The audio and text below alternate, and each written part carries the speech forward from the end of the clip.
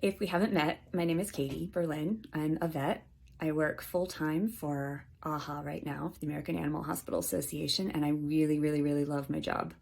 But I spent 12 years in clinical practice before coming to AHA, and I can honestly say, while I loved a lot of things about being in practice, and I miss, my patients, and I miss that camaraderie of being in the clinic, I did not really love that job a lot of the time. And that feels really, really horrible to say because I feel like in vet med, we are sort of brainwashed with this idea that if that going in and out of exam rooms and seeing patients, or like sitting behind a windshield for hours per day to get out and see patients, and the doing that with very little money and not enough time off and no potty breaks when we really need them.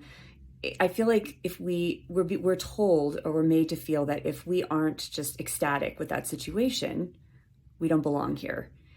I thought about leaving vet med a lot, and I probably would have, but I didn't, because I was lucky enough to find other ways to contribute, like my job now. And the fact is that I wouldn't have this job if it weren't for all of you in clinics, behind windshields, going in and out of exam rooms and back and forth between farms all day and seeing patients. You are the heart of veterinary medicine. You are the reason we exist, and you are doing that work. But those of us in positions like mine are trying, I think we should be trying our best to do everything to make that day-to-day experience as wonderful and sustainable and beautiful as possible, so that you can continue living that dream. If that's your dream, you should be able to do it, and you should be able to do it comfortably and happily with enough money to pay your bills and time off and all the things. There's a ton of data about why, how many people leave their jobs in this field and how many people leave veterinary medicine altogether. There's a lot of data showing how unhappy we are as a group, but each data point has a story behind it. And in order to make the data come alive and be impossible to ignore for the people who have the power to make this a profession that people want to stay in, those stories have to be heard. The stories behind those data points have to be heard. You are my people. I want to see you happy. And you went to vet school and tech school, and you walked into a vet clinic one day off the street to ask for a job.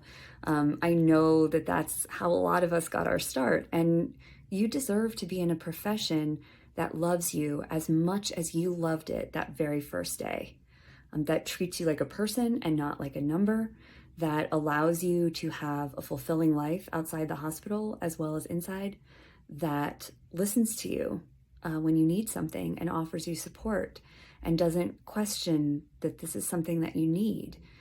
This is your chance to tell your story and be part of a movement that's trying to make this profession sustainable for everybody that wants to be here. You deserve to be heard. And we are telling stories and collecting stories about love for veterinary medicine, why you have it, why it's gone, why you're thinking about leaving, what would make you come back.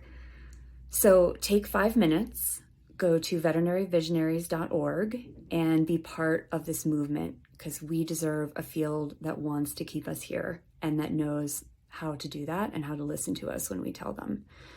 Veterinaryvisionaries.org. All you need is your phone or a computer and 5 minutes, and you can tell your story and be part of the group that is hoping to change this profession, this field, so much for the better.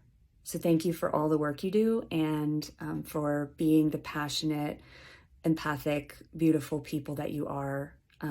We want to hear you. So go tell your story. Veterinaryvisionaries.org. Thank you.